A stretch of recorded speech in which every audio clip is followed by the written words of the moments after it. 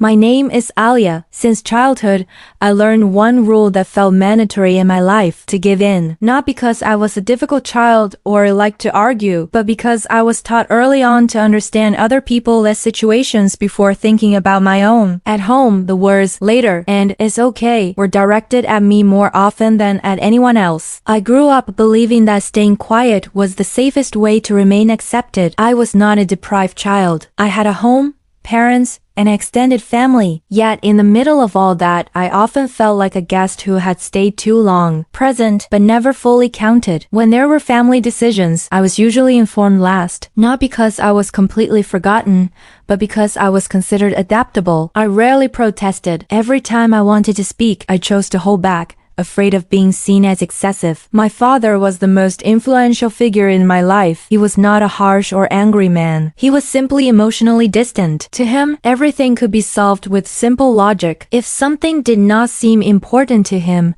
then the feelings of anyone involved were also considered unnecessary to discuss. I was used to seeing my father make decisions without asking whether I agreed. I always accepted them. Even when my heart felt heavy, my mother spoke less. She often said that my father had his own way of showing love. I wanted to believe that. I wanted to think that all of this was simply their way of raising me to be strong. But as I grew older, I began to realize that being strong often meant suppressing my own feelings. At school, I was known as an easy child. Teachers rarely called my parents because I never caused trouble. My friends saw me as a good listener. I was always there when they needed to talk, but rarely did anyone truly ask how I was doing. I did not blame anyone. I was the one who taught people to see me that way. Every family gathering gave me mixed feelings. I was happy to be together, but I also felt awkward. Some cousins were greeted enthusiastically, some uncles were welcomed warmly, and then there was me, arriving and sitting quietly in a corner. No one pushed me away, but no one really looked for me either. I helped prepare the food, cleared the dishes, and made sure everything was tidy. After that, I returned to my seat with an empty feeling. I often thought that maybe I was simply not good at drawing attention. Maybe the way I spoke was too flat, or my attitude too calm. I tried to improve myself by being more useful. If I helped more, maybe I would be appreciated. If I was not a burden, maybe I would be remembered. That mindset settled deep inside me without my realizing it. As I entered adulthood, my responsibilities increased. I worked, helped with household finances, and continued to be present for family needs. My father rarely praised me, but he also rarely criticized me. That neutral attitude made me keep hoping. I waited for one moment when he would say that my presence mattered. I waited for recognition that was never promised, but that I always hoped for. That day, I came home earlier than usual. My father was sitting in the living room, looking at his phone. I greeted him as usual. He replied briefly, then without looking at me, mentioned that the extended family would be holding a reunion. His tone was casual, as if he were talking about something trivial. He said it was a simple event and not something to think about. I waited for the sentence to continue. I waited for an invitation, or at least an explanation. But my father stopped there. He returned his focus to his phone. I stood there for a few seconds, trying to understand what he meant. There was no invitation, no request for my opinion. Just information delivered without thought. I nodded quietly and went to my room. Inside, I sat on the edge of my bed and took a deep breath. I tried to convince myself that this was not a big deal. Maybe the event really was small. Maybe not everyone needed to attend. I told myself that I was already used to things like this. Still, there was a strange feeling that was hard to explain. Not anger, not an explosive sadness. More like something slowly settling in my chest. I opened the window and stared at the evening sky. In my heart, I wondered whether I truly belonged to this family, or if I was just someone who happened to be born into it. That question had no answer yet, but for the first time, I felt tired of pretending that everything was fine. That morning, I woke up with a lingering heaviness in my chest. The short conversation with my father from the night before kept replaying in my mind. About the family reunion he said was nothing special. about the way he shared the information without even looking at me. I tried to push those thoughts aside and got ready like I did every other day. I went to work, followed my routine, and pretended that everything was fine. At work, I focused on my tasks. I finished my assignments on time, helped coworkers who were struggling, and maintained a professional attitude. From the outside, nothing seemed different. Inside, however, my mind kept drifting. I wondered who would be attending the reunion. I also wondered whether the event truly was unimportant, or if it was simply unimportant to me. During my break, I checked my phone and opened the family group chat, which was rarely active. Usually, it only contained brief messages about health updates or birthday wishes. That day, there were several new messages. I read them slowly. They discussed the event location, the food menu, and who will be traveling together. My name was never mentioned. No one asked if I could attend. No one referred to my presence at all. I put my phone down and stared at the desk in front of me. My chest felt tight, but I tried to calm myself. I told myself that maybe they thought I was busy. Maybe they assumed I already knew. Those explanations sounded reasonable when said quickly, but were hard to accept when examined closely. Later that afternoon, I came home later than usual. The house felt quiet. My mother was in the kitchen preparing dinner. I joined her and helped without being asked. We worked side by side in silence. I wanted to ask about the reunion, but I hesitated. I was afraid the answer would make my feelings even more uncomfortable. Eventually, I gathered the courage to ask whether she would be attending the family event that weekend. She replied yes while continuing to stir the food. Her tone was flat, as if it were already decided. I waited for more explanation, but none came. I fell silent again and finished my task in the kitchen. At dinner, my father sat at the end of the table. He talked about other things, about work and household plans. The reunion was never mentioned. I watched his face, searching for a sign that I was meant to be included. His expression never changed, calm and unhurried. That night, I went to my room earlier than usual. I sat in front of the mirror and looked at myself. I tried to remember the last time I truly felt included in a family decision. My memory stopped at small things, like being asked to watch the house or help run errands. Roles that were always practical, rarely emotional. I picked up my phone again. Curiosity pushed me to check social media. At first, I hesitated, but eventually I opened the app my family used most. Old posts appeared. Nothing seemed unusual.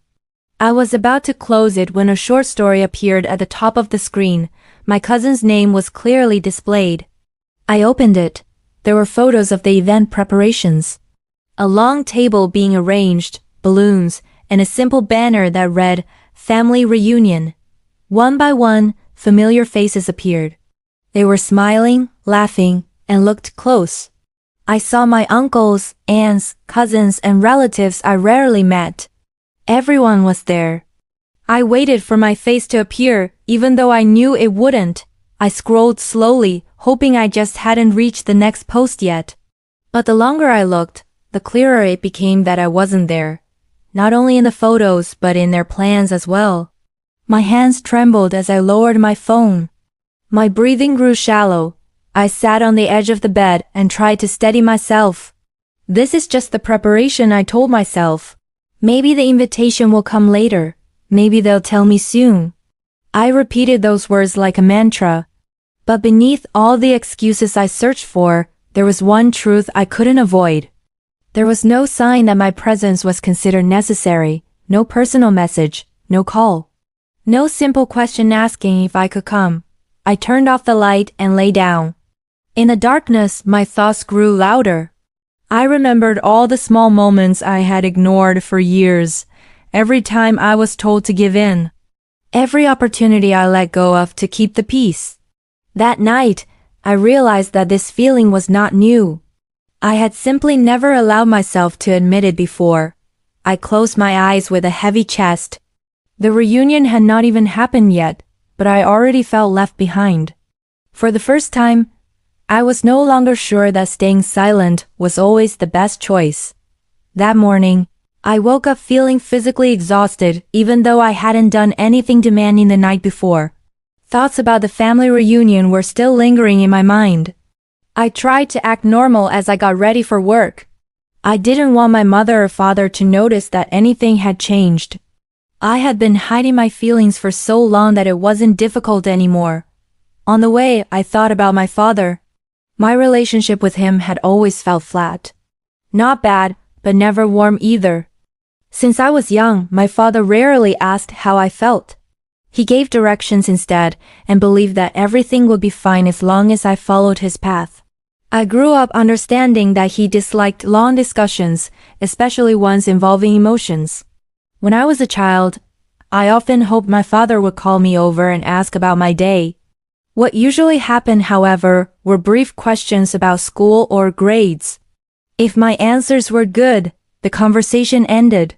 If they were disappointing, he would offer advice without really listening to my explanation.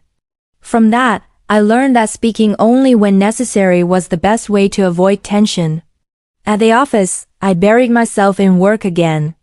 I tried to stay focused, but my thoughts drifted more than once.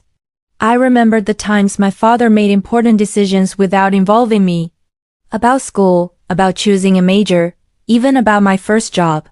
Everything had already been decided, and my role was simply to go along with it. I always told myself that my father must know what was best. That afternoon, I received a message from my cousin. It was short, just asking how I was doing. I replied politely as usual. There was no mention of the reunion. The conversation ended just like that. I reread the message several times. I felt the urge to ask something, but my fingers stopped on the screen. I was afraid of sounding pushy or out of place. In the evening, I came home with slow steps. My father was sitting in the living room, watching the news while holding his phone. I greeted him, and he nodded without much to say. I sat a few meters away from him. The silence felt heavy, but it was something I was used to. I wanted to talk about the reunion. I wanted to ask whether I truly wasn't needed there. But every time the sentence formed in my mind, another voice stopped me. A voice telling me that asking would only make me look weak. I waited for my father to speak first, but he remained silent. A few minutes later, my father received a phone call. I wasn't trying to listen, but my name was mentioned. I looked up without meaning to. My father spoke briefly, saying that everything had been arranged and nothing needed to be changed. After the call ended, he returned his attention to the television. I took a breath and finally spoke. I asked carefully about the family event. My father glanced at me briefly and replied calmly that it was just a regular reunion. He said not everyone had to attend and that I didn't need to think about it. His answer sounded light, as if the topic didn't deserve further discussion. I nodded, even though my chest felt tighter. I asked again, more softly this time, whether I was truly not expected to be there. My father sighed and said I was overthinking something small. According to him, there was no hidden intention. He told me to focus on my own life. His words sounded reasonable, but the way he said them made me feel even more distant. As if my feelings were an unnecessary disturbance, I didn't argue. I stayed silent and went back to my room. Inside my room, I sat for a long time doing nothing. That short conversation replayed over and over in my head. I realized that I had spent years trying to understand my father while he rarely tried to understand me. I asked myself when the last time was that I had truly been listened to. That night, I opened an old photo album on my phone. There were several family pictures from previous years. I was there, standing at the edge, smiling faintly. I looked present, but never at the center. I closed the album with an empty feeling. For the first time, I didn't just feel sad. I felt tired. Tired of waiting, tired of hoping, and tired of pretending to be strong. I began to wonder whether I had placed myself too often in a position where I was easy to overlook. I lay on my bed, staring at the ceiling. In my heart, I realized something difficult to accept. Maybe the problem wasn't that I hadn't tried hard enough, but that I had never truly been chosen. That realization was painful but honest. And that night, I knew that staying silent no longer gave me the sense of safety it once did. The days that followed moved slowly. I continued with my usual routine, but my mind was never truly at ease. Every morning I woke up feeling alert, as if something was waiting to happen. I was no longer waiting for an invitation. I was only waiting for certainty, whatever form it might take. At home, everything felt the same. My father was busy with his own matters, my mother remained mostly quiet, and I played my role as I always had. There was no further discussion about the reunion, as if the topic had been closed from the beginning. I tried to go along with it, but the discomfort kept returning, especially when I saw my father frequently answering calls and replying to messages with a serious expression. One afternoon, I came home earlier because I had finished work ahead of schedule. As I entered the house, I heard my parents talking in the living room. They did not notice my presence. I stopped walking without meaning to. I had no intention of eavesdropping, but their conversation held me in place. My mother asked about the event preparations. My father responded briefly and with confidence. He mentioned several family members and their travel plans. I heard his name, my mother's and uncle's, and a few cousins. My name was never mentioned. I stood frozen, trying to process what I had heard. I quietly walked to my room before they noticed me. Inside, I sat on the floor with my back against the bed. My heart was beating faster. The conversation was simple, but its impact on me was heavy. Not because they were planning to go without me, but because everything sounded so certain. That night, I opened my phone and checked the family group chat again. The messages were becoming more frequent. There were discussions about meeting times, outfits to wear, and how tasks would be divided. Some cousins joked and encouraged one another. I read everything without replying. Not a single message was directed at me. I considered writing something. Just one simple sentence to confirm whether I was supposed to attend. But my fingers froze again. I was afraid the answer would confirm what I had been trying to avoid. I chose to stay silent, even though silence felt much heavier this time. The next day, I ran into one of my cousins in a public place. We met by chance. She greeted me warmly and asked how I was doing. Our conversation was brief and awkward. Before we parted, she mentioned that she was busy preparing for the family event that weekend. Her tone was casual, as if I already knew and was part of the plan. I smiled and nodded. I didn't say anything. I only wished her well for the event. As we walked away, I felt a distance that was invisible but undeniable. I began to realize that everyone assumed I wasn't coming by choice. On my way home, my mind filled with questions. Had my father said something to the family? Did they think I wasn't interested? Or was I simply not considered important enough to be invited directly? There were no clear answers, but everything pointed toward the same conclusion. That afternoon, I sat alone in the living room. My father had not returned yet, and my mother was out. The house felt quiet. I stared at the family photo hanging on the wall. I was there, standing beside my mother, smiling like everyone else. From the outside, we looked whole. I realized that I spent years justifying my father's behavior. I was always searching for reasons, so I wouldn't have to face the truth. I told myself that my father simply didn't know how to express his feelings. But at that moment, that justification began to feel fragile. That evening, my father came home looking tired. I greeted him, and he replied briefly. I sat with him in the living room. I felt a strong urge to speak, but I was also afraid. I gathered my courage and asked when the event would take place. My father answered in a flat tone and mentioned the date. He added nothing else. I waited a few seconds, then asked whether I needed to prepare anything. He glanced at me briefly and said there was no need. He told me I didn't have to go because the event would be crowded and exhausting. Those words hit me softly but deeply. It wasn't a harsh refusal but a calm confirmation. As if the decision was already final, I nodded and didn't continue the conversation. My father returned to his phone and I went back to my room. Inside my room, I sat for a long time with an empty mind. I didn't cry. I just felt something slowly collapse inside me. The reunion was no longer just a family event. It had become proof that I was always standing outside a circle that should have been mine. That night, I began to accept something I had long resisted. Not all rejection comes in the form of harsh words. Some rejection is delivered calmly, neatly, and without emotion. And because of that, it hurts even more. The day of the event finally arrived. I woke up that morning with mixed feelings. There were no messages, no calls, and no changes to the plan. The house felt quieter than usual. My parents had been getting ready since early morning.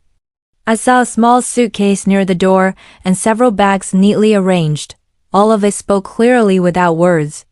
I helped my mother prepare breakfast. We moved slowly, speaking only when necessary. She didn't mention my not going, and I didn't ask. There was a distance we didn't talk about, but both of us felt it. I chose to focus on finishing my tasks in the kitchen so I wouldn't have to think about anything else. When my father came out of his room, he was already dressed neatly. I greeted him, and he replied briefly. He didn't seem rushed, but he was clearly ready to leave. I stood near the dining table, waiting for a moment whose shape I didn't even know. No extra words came. No explanations, just routine moving forward as usual. A few minutes later, they said goodbye.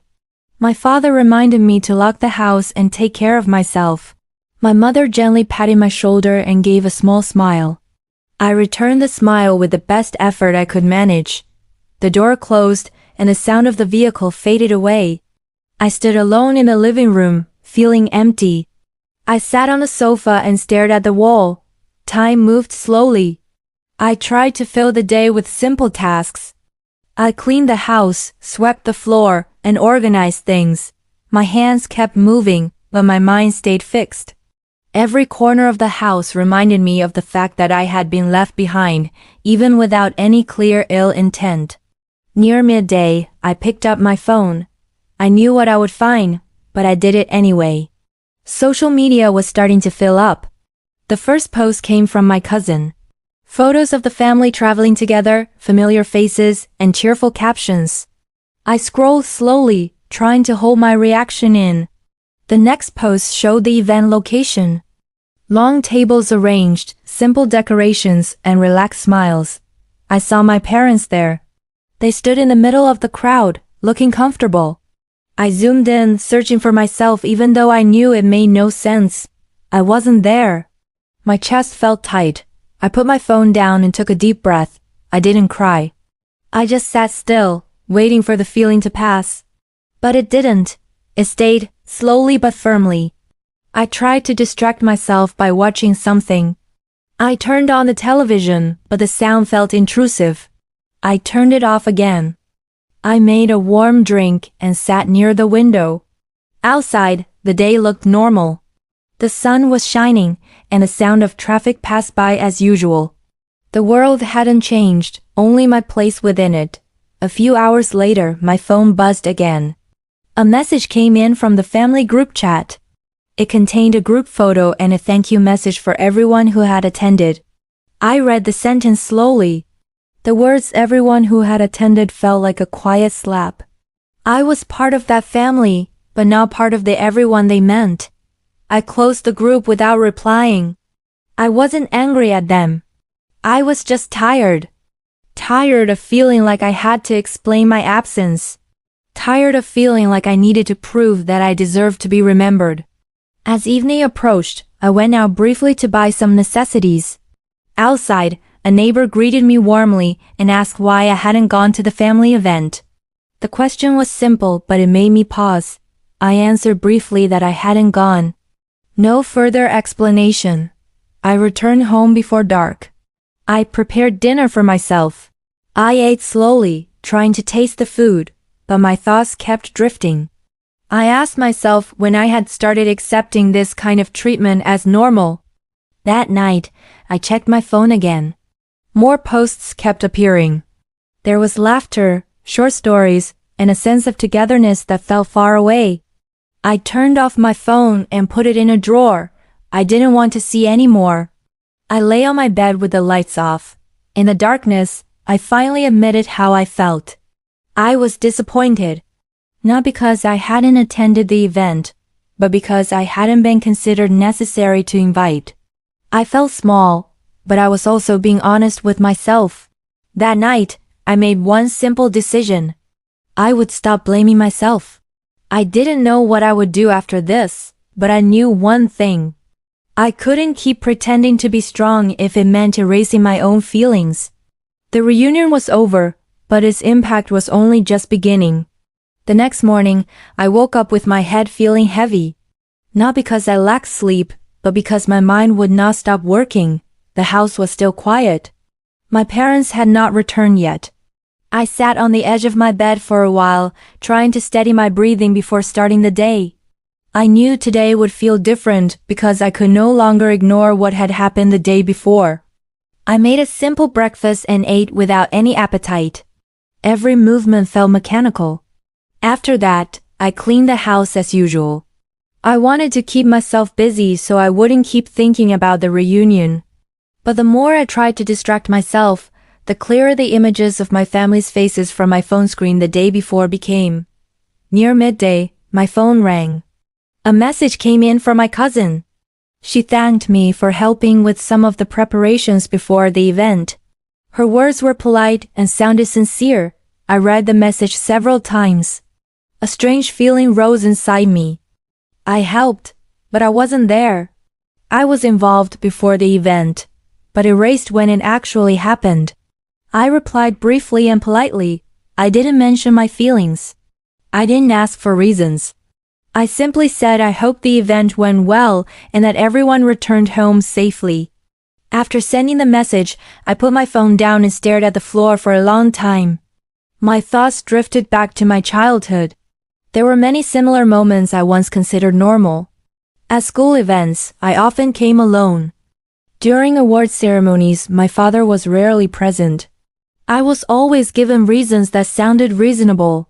I learned to accept without questioning. I learned not to hope for too much. That afternoon, I decided to step outside for a while. I walked without a clear destination.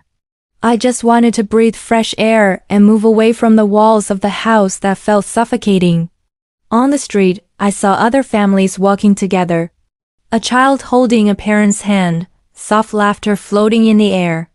The scene was simple, but it made my chest feel even heavier. I sat on a bench and looked around. I asked myself when I had grown used to not being chosen. I tried to find fault in myself, as I always did. I examined my attitude, the way I spoke, and the decisions I had made. But the more I thought about it, the more I realized that I had never been given the same chance. In the late afternoon, my parents finally came home. I heard the door open and their footsteps inside. I stayed in my room for a few minutes, trying to calm myself. I didn't know how to act. I didn't want to be angry, but I also didn't want to pretend that everything was fine. I left my room and greeted them. My mother smiled and asked how I was. My father returned the greeting briefly and sat down. There were no stories about the event. No questions about my day. I sat across from them and waited. After a while, I asked how the event had been. My mother replied briefly that it had been crowded and had gone smoothly. My father nodded and added that everything was fine. There were no details, no excitement. As if it truly had been just a small gathering, exactly as they had said from the beginning. I nodded softly. I didn't ask anything further. I looked at my father's face, tired but calm. I wanted to ask why I hadn't been invited. I wanted to know the reason. But the words felt heavy on my tongue. That night, I returned to my room early. I sat in front of the mirror and looked at my own face. I saw someone who had spent years trying hard to be enough patience, enough understanding, enough maturity. I asked myself whether all of that was worth the repeated feeling of being overlooked. I picked up my phone and looked again at the post from the event the day before. This time, I wasn't searching for myself. I was looking more honestly. I realized that I had never truly been expected to be there. My absence raised no questions. No one felt something was missing. That realization was painful, but it also opened my eyes. I stopped searching for excuses for them. I stopped defending decisions that hurt me. For the first time, I admitted that I was disappointed and that it was valid. I turned off my phone and lay down. In my heart, I knew something had changed. I no longer wanted to be the person who always gave in without being considered. I didn't yet know how I would face my father and my family after this, but I knew one thing for certain. I could not return to the person I used to be. That night, I fell asleep with my feelings still heavy, but with a new awareness. The reunion was over, but the wound it opened had made me see myself more honestly. And from there, change would slowly begin. The days after the reunion felt different. I still woke up early, went to work, and followed my usual routine, but a new distance had begun to grow inside me. I no longer forced myself to appear fine. I remained polite, but my mind was more guarded. A part of me started to pull back, not out of anger, but out of exhaustion. At work, I spoke less. I completed my tasks neatly, but I no longer tried to fill the emptiness with excessive busyness. When coworkers joked about their families or weekend plans, I listened without saying much. I realized that I often laughed at other people's stories, yet rarely shared my own. Not because I had nothing to say, but because I had grown used to feeling that my stories didn't matter. That afternoon, I received a message from my mother. She asked whether I had eaten. A simple question that usually calmed me felt different this time. I replied briefly. My mother sent back a smiling emoji. The conversation ended there. I stared at the screen for a few seconds before putting my phone down. I realized that small gestures of care do not always mean full presence. That evening, I came home and saw my father sitting in the living room. He looked tired, like he did on most days. I greeted him, and he responded briefly. There was no discussion about the reunion, nor about how I felt. The silence felt heavy, but I didn't want to break it with questions that would only be shut down again. I went into my room and sat on the edge of the bed for a long time.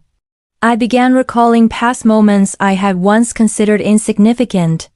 Times when I wasn't invited along on family outings. Times when my opinions were ignored because I was assumed to be adaptable. Times when I was asked to understand without ever being asked whether I could. All of it now lined up neatly, forming a pattern that was hard to deny. I realized that this wound hadn't appeared suddenly. The reunion had merely triggered something that had been buried for a long time. I had held in my feelings for so long that I forgot how to express them. I also realized that I often blamed myself so I wouldn't have to blame others. That approach might have protected me in the past, but now it was hurting me. A few days later, I met again with a cousin who had once sent me a message. We talked briefly in a public place. She told me about how fun the family gathering had been. I listened with a faint smile. She didn't ask why I hadn't been there. She spoke as if my presence had never been planned in the first place. When the conversation ended, I went home with mixed feelings. I wasn't angry with her. I just felt it becoming clearer that my absence was considered normal by many people. That realization made me stop hoping that someone would ask how I felt. At home, I began to reduce my involvement in things I had always taken care of before. I still helped, but I no longer stepped in first. I waited to be asked. If I wasn't asked, I chose to stay quiet. The small change felt strange, but it also gave me space to breathe. My father didn't seem to notice the change. Or maybe he did, but chose not to address it. My mother occasionally looked at me with a questioning expression, but she didn't say anything. I didn't explain. I didn't feel ready. One night, I sat alone in the living room. I turned off the television and let the room remain silent. I thought about what I truly wanted. Not a grand apology or dramatic acknowledgement. I just wanted to be recognized as someone important, to be invited, to be heard, and to be considered.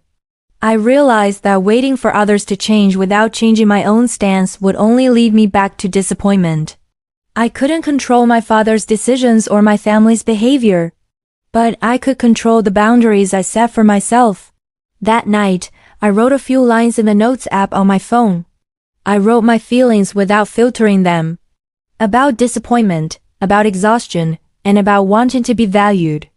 I had no intention of sending them to anyone. I just wanted to be honest with myself. When I closed the note, I felt slightly lighter. The wound hadn't healed, but I had stopped covering it up.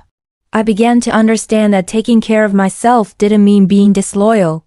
Sometimes, it simply meant stopping the neglect of my own feelings. I lay down and stared at the ceiling. I knew the road ahead wouldn't be easy. There would be awkward moments, noticeable distance, and perhaps misunderstandings. But for the first time, I didn't feel alone facing it all. I had myself. A few days after I began keeping my distance, my father finally noticed that something had changed. Not from harsh words or confrontational behavior, but through small things. I no longer offered help before being asked. I no longer sat in the living room for long just to keep company. I remained polite, present, but no longer tried to fill spaces that weren't made for me. One night, my father called me. His tone was flat as usual. I approached and sat in a chair across from him. My mother was in the kitchen. The faint clatter of utensils could be heard. He stared at me for a few seconds before speaking. He asked if I was having any problems. The question seemed simple, but for me, it felt heavy. I exhaled slowly. I didn't want to argue, but I also didn't want to remain silent. I said I was just tired. He nodded, then said that everyone was tired too. He added that life demands us to be strong and not dwell too much on small matters. Those words sounded familiar. I had heard them countless times before. Usually I would just nod and end the conversation, but this time I chose to continue.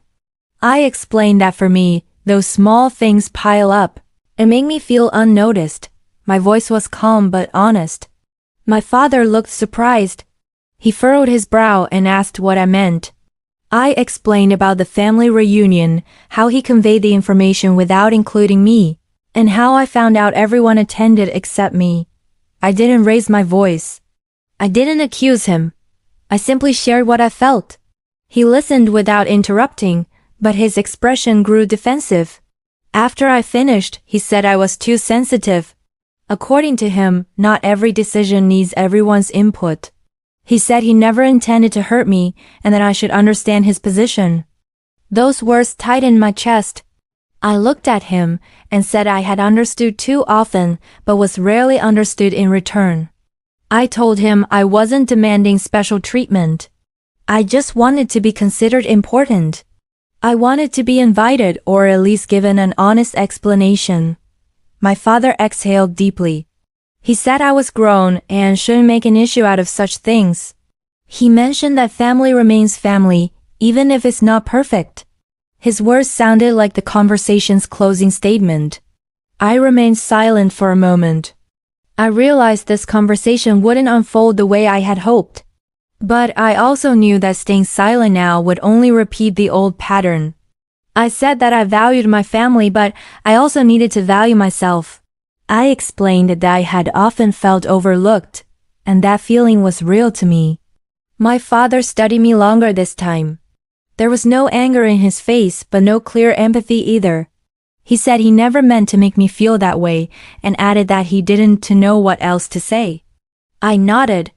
I wasn't waiting for an apology. I wasn't demanding acknowledgement. I simply said I needed time and space to process my feelings. My father didn't reply. He just nodded slightly. I stood and returned to my room. My steps felt both light and heavy, light because I had finally spoken honestly, heavy because I knew not all truths would be accepted immediately. In my room, I sat down and let my emotions settle. That night, my mother knocked on my door. She came in and sat beside me. She said that my father wasn't good at expressing his feelings. I listened without interruption. Then she asked if I was okay. I said I was learning to understand myself. My mother nodded and held my hand. No long advice. No defenses. Just a brief, genuine presence. After she left, I lay back and stared at the ceiling. The conversation with my father didn't resolve everything. There was no immediate dramatic change. But for me, it was a significant step. For the first time, I wasn't bottling up my feelings to preserve someone else's comfort. I expressed them as honestly as I could. I knew there might still be awkward distances ahead. But I also knew I no longer wanted to return to the old role that diminished me. I wasn't asking my father to change completely. I just hoped that one day he could see me not merely as a child who always understands, but as a person who also deserves to be considered. That night, I fell asleep with my mind still full, but my heart calmer. I had spoken. I had stood up for myself. Whatever happens next, at least I was no longer betraying my own feelings. After that conversation, the house felt quieter than usual. Not because no one was there, but because there were things that were no longer being said. I continued with my days as usual, yet my thoughts often returned to my father's words about being an adult, about not making a big deal out of small things. The sentences sounded simple, but they lingered far deeper than I had expected. I began to question myself. Was I really too sensitive? Were my feelings excessive? Those questions appeared uninvited and circled my mind throughout the day. I tried to be objective, revisiting every moment, searching for flaws in how I had interpreted the situation. I wanted to be certain that I wasn't overreacting. At work, I focused again. I completed my tasks more neatly than usual, as if precision could quiet my thoughts. Yet every small pause allowed my mind to wander. I replayed the way I spoke to my father, my calm tone, the careful choice of words. I wondered whether I should have been gentler, or perhaps firmer. Small regrets surfaced, faded, and returned again. That evening, I walked home slowly. In the living room, my father was reading. He glanced up briefly as I passed, then returned to his page. No extra greeting, no continuation of the conversation. I went into my room and closed the door. The silence pushed me back into blaming myself. I sat on the edge of the bed and opened the note on my phone that I had written a few days earlier. I reread the lines about exhaustion, about wanting to be valued, about not wanting to always give in. Reading them again, I felt a mix of guilt and validation. Guilty because I feared hurting my father, validated because I knew my feelings were real. I realized that for a long time, I had traded honesty for a false sense of peace. I chose silence to keep the atmosphere comfortable, even as I slowly erased myself. I asked myself when the last time was that I truly defended my feelings without fear. The answer left me sitting there in silence. That night, I left my room to get some water. My mother was sitting at the dining table. She looked at me and gave a faint smile. She asked if I had eaten. I nodded. We sat together for a moment without much conversation.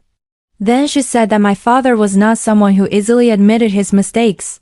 Her voice was soft, not defending anyone. I listened. My mother added that it didn't mean my feelings were wrong. She said everyone has a different way of understanding family. The sentence was simple, but it gave me space to breathe. I realized that not everything needs to be resolved through mutual agreement. After returning to my room, I turned off the light and lay down. In the darkness, I thought about all the small decisions I had made to preserve harmony. I gave in when I wanted to speak. I postponed when I wanted to ask. I laughed away discomfort to appear strong. The pattern was clear now. I began to see that blaming myself was an old habit, hard to let go of. Every time I felt unchosen, I searched for reasons to make it make sense. I told myself I was too busy, too sensitive, or too quiet. That habit gave me temporary safety, but it also trapped me. The next day, I met an old friend. We chatted lightly. She asked about my family, and I answered briefly. She didn't press further, but from the way she listened, I felt no need to defend myself. I realized how rare it was for me to feel safe sharing something personal. On the way home, I reached a small conclusion. Feelings do not need everyone's approval to be valid. I didn't need my father's permission to acknowledge that I was hurt. I also didn't have to rewrite my story to look acceptable in my family's eyes. That afternoon, I sat alone in my room and wrote again. This time, I wrote without weighing whether my words were appropriate or excessive. I wrote about how it felt not to be invited. I wrote about the loneliness of seeing those photos. I wrote about the exhaustion I had been carrying for so long. When I finished, I reread everything and deleted nothing. I had no intention of giving that writing to anyone. Writing it was enough. I felt more honest with myself. For the first time, I stopped measuring my feelings by other people's standards. That night, I realized this process wouldn't be quick. There would be days when doubt returned and I blamed myself again. But I also knew this awareness was an important step. I no longer wanted to live constantly questioning my worth. I ended the day with one simple decision. I would learn to distinguish between being responsible and carrying every burden alone. I could care about my family, but I also had the right to protect myself. That realization didn't erase the pain, but it gave me direction. As I closed my eyes, there was honest exhaustion, but also a small sense of calm. I wasn't completely okay, but I had stopped blaming myself for wounds I didn't create. The days that followed gave me space to think more clearly. After I stopped blaming myself, I began to see my life from a different perspective. I no longer busied myself with justifying my father's or family's behavior. I focused on what I could do to avoid being hurt in the same way again. I started with the simplest thing, setting boundaries. Not a cold or angry distance, but a healthy one. I still went home, still spoke when necessary, and still fulfilled my responsibilities. But I stopped putting myself in the role of someone always ready to adjust. If I was tired, I rested. If I didn't want to get involved, I stepped back without guilt. At first, this small change felt strange. A sense of guilt surfaced, as if I were breaking an unspoken family rule. I was used to being fully present, anticipating needs, and filling gaps. When I stopped doing that, the house felt different, quieter, flatter. But for the first time, that quiet didn't weigh on me. My father didn't ask much. He remained as usual, busy with his own matters. Occasionally, he would look at me a bit longer, as if he wanted to say something, but then didn't. I stopped interpreting those glances. I no longer expected explanations or acknowledgments. I let things unfold as they were. Outside the house, I began strengthening my own circle. I spent time with friends who made me feel heard. I spoke more honestly about my feelings, without wrapping them up to sound light. I learned that not everyone would judge my story as overblown. Some would listen without judgment. I also started to reconnect with myself outside the role of the child who always gives in. I returned to small things I had often postponed, reading quietly, taking aimless evening walks, and writing without thinking about who might read it. Through this, I realized I had a life that wasn't entirely dependent on my family's approval. One afternoon, my mother came to my room. She sat in a chair and looked at me for a long time. She asked if I was keeping my distance because I was angry. I answered honestly that I wasn't angry, I was just taking care of myself. My mother nodded softly. No objections, no long advice. I felt that the conversation was enough. That night, I reflected on one important truth. I had been waiting to be invited to feel worthy. I had been waiting to be acknowledged to feel significant. Now I began to understand that waiting endlessly would only keep me from moving forward. I didn't want to live in a state of waiting for approval that might never come. I began setting boundaries within my own mind. If one day there was a family event and I wasn't invited, I wouldn't see it as a personal failure. I would assess the situation without cornering myself. I would choose to be present where I was wanted, not remain in a space that made me feel small. That awareness didn't make everything easy. There were days I still longed for the warmth of an ideal family.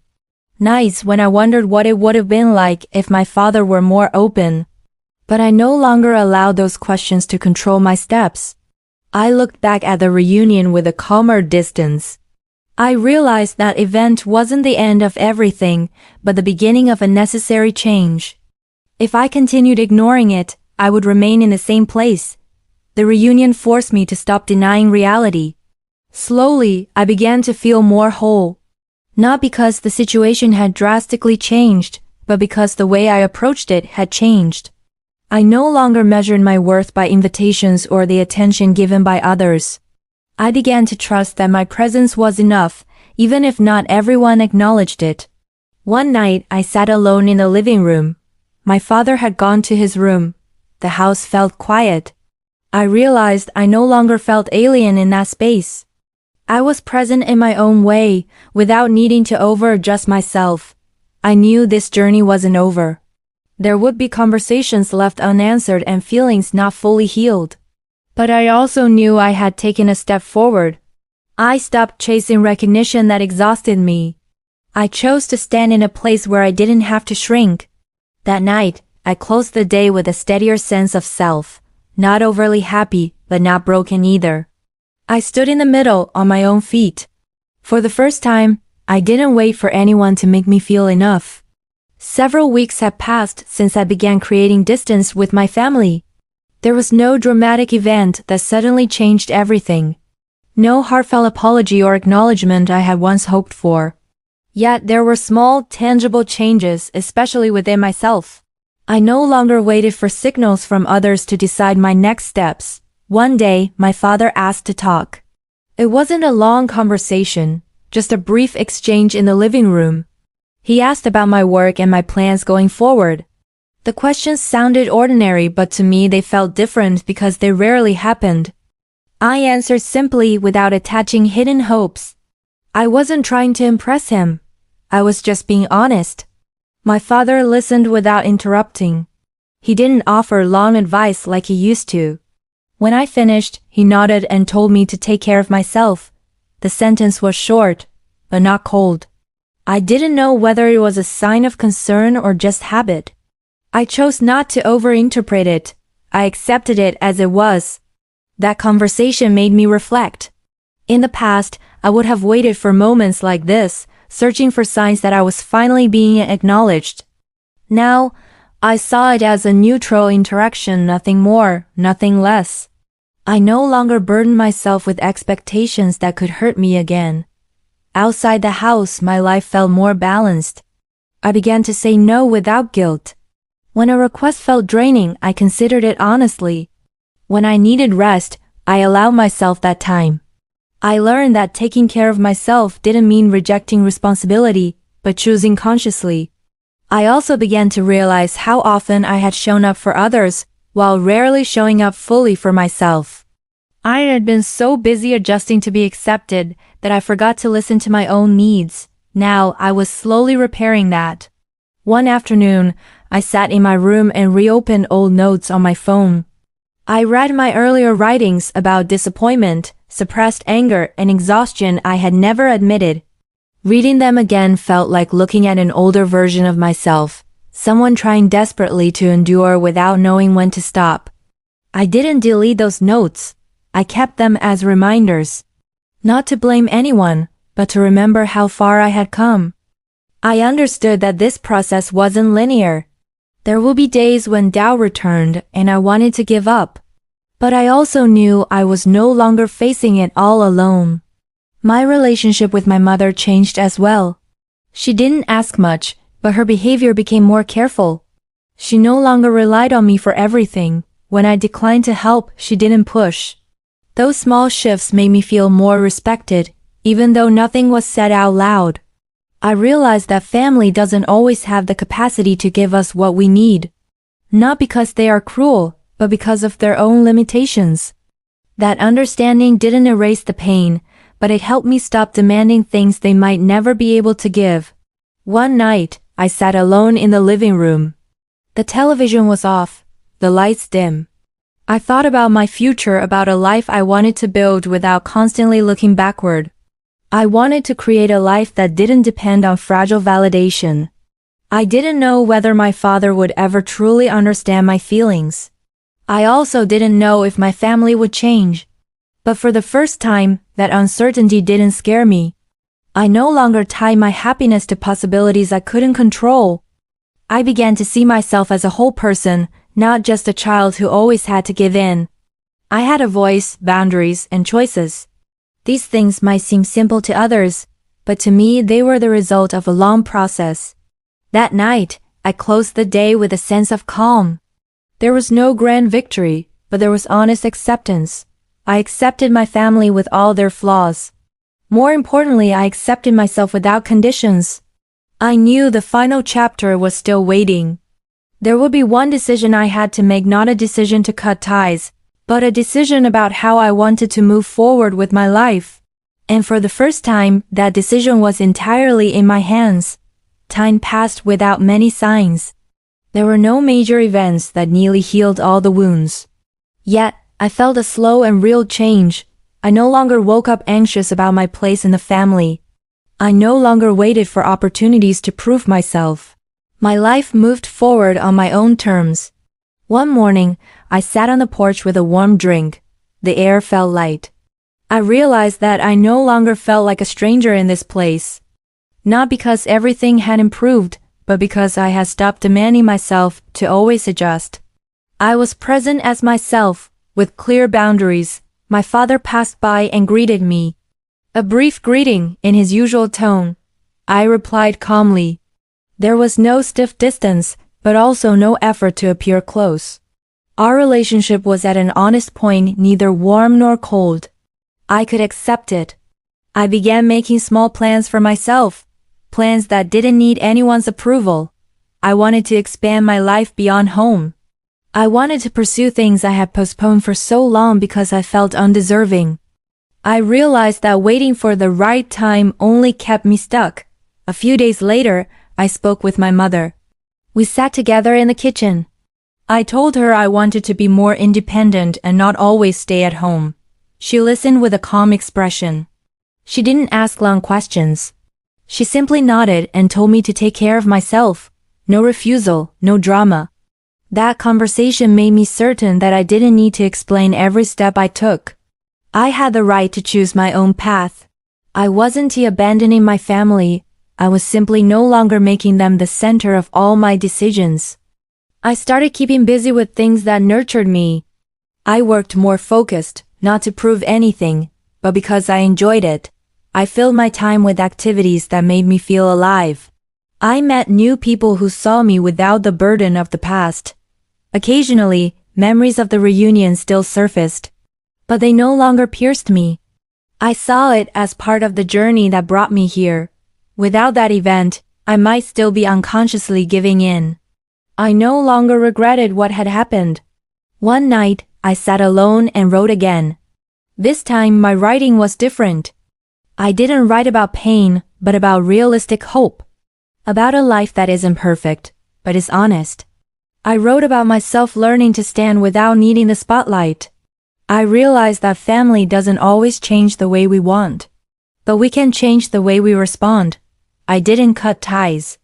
I just placed myself in a safer position. I stopped asking for things they couldn't give. Sometime later, there was a small family gathering. I was invited briefly. No pressure, no obligations. I considered it calmly. I decided to attend for a short while. I was present without excessive expectation. I spoke as needed and left when I felt I had enough.